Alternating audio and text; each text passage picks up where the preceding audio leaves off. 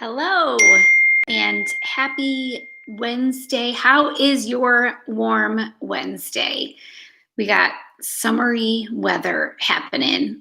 And yesterday, in the summery warm weather, we had our street had a shaved ice truck come out front with like the calypso music, all about that bass calypso style, and shaved ice with a bazillion flavors. And so we had some happy kids, and it was so fun to have a shaved ice truck outside our front door.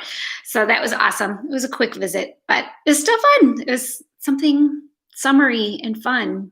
And so we loved it. But hope you guys are doing well. And man, June is right around the corner.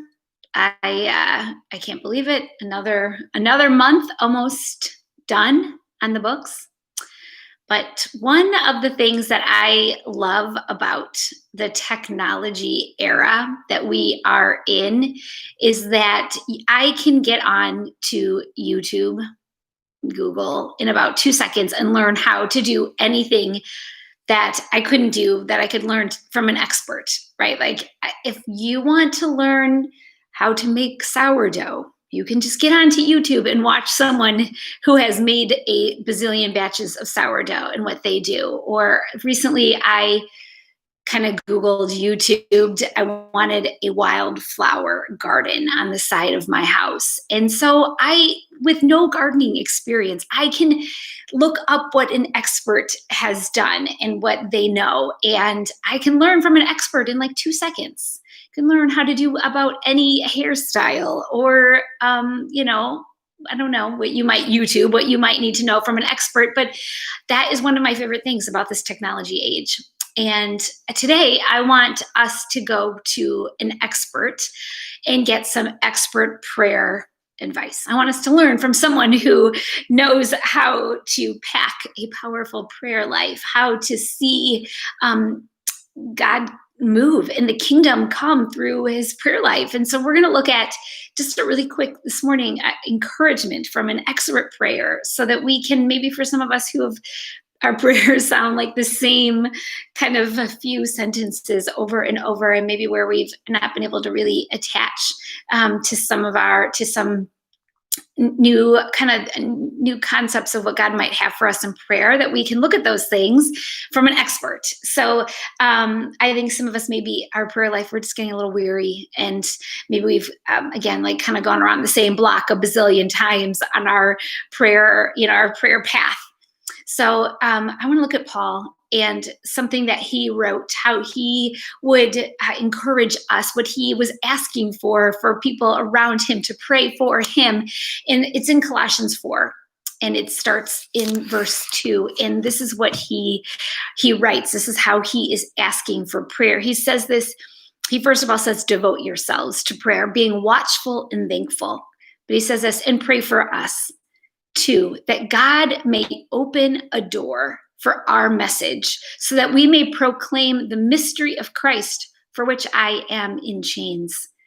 And as Paul writes this expert prayer advice, this isn't like spiritual chains. This is physical, literal chains. He is in jail. He had been doing his missionary journeys up to this point all over, the Mediterranean area. And he, at this point, ran into some opposition, and he is in jail. And I think it's so fascinating that he doesn't he doesn't ask people, hey, listen, I need prayer. Pray for my comfort. Pray that I will have favor with the jailers. Pray that my trial will have a favorable outcome, right? He's not praying for those things. He's not praying that he gets better sleep. He's not praying that he would be able to handle the conditions of his oppression in this moment. But he is saying, listen, here's how I want you to pray. I want you to pray for an open door. I want you to pray for an open door for our message, that we would proclaim the mystery of Christ, that we would proclaim it powerfully, we proclaim it effectively, but he's praying specifically for an open door.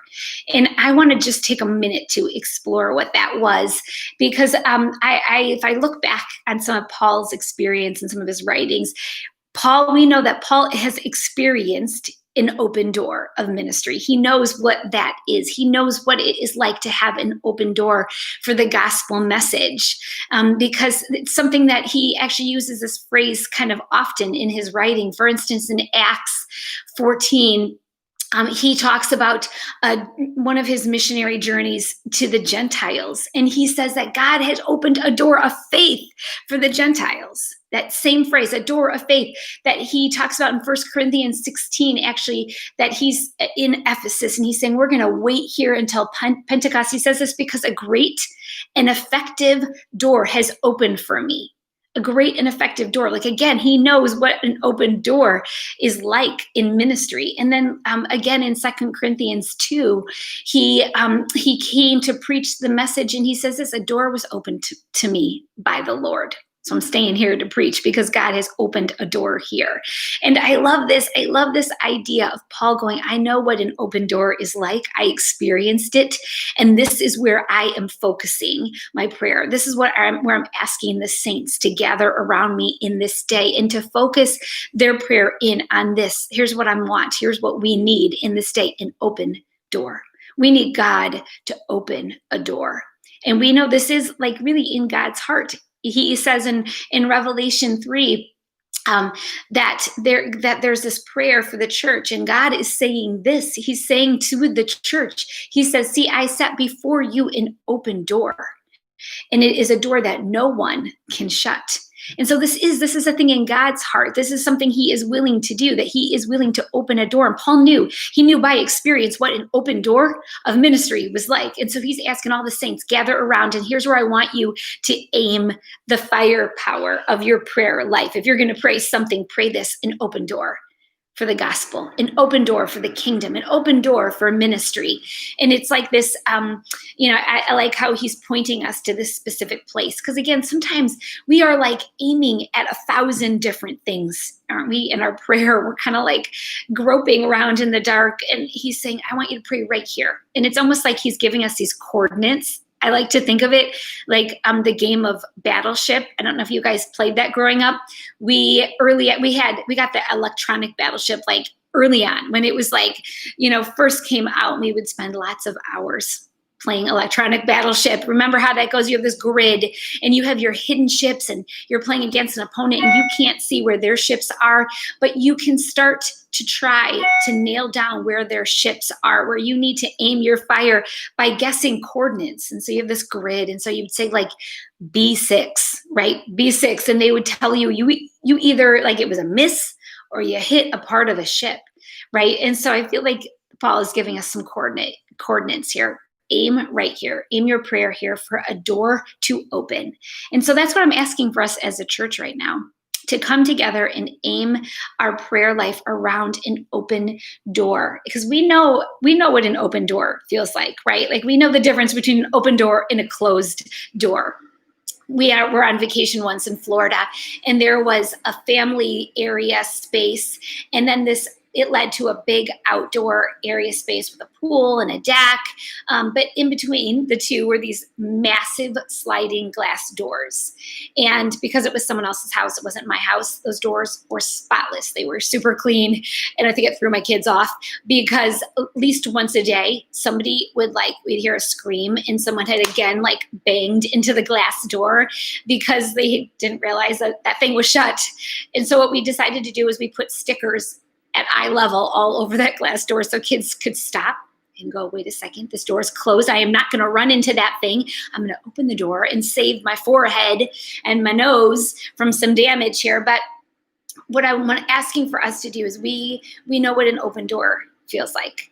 And I'm asking for us to pray for an open door for ministry, that as we are reopening, as we are seeking God for reopening, sorry, not putting that out there like, hey, reopen this Sunday, but we're seeking God, we're seeking his heart.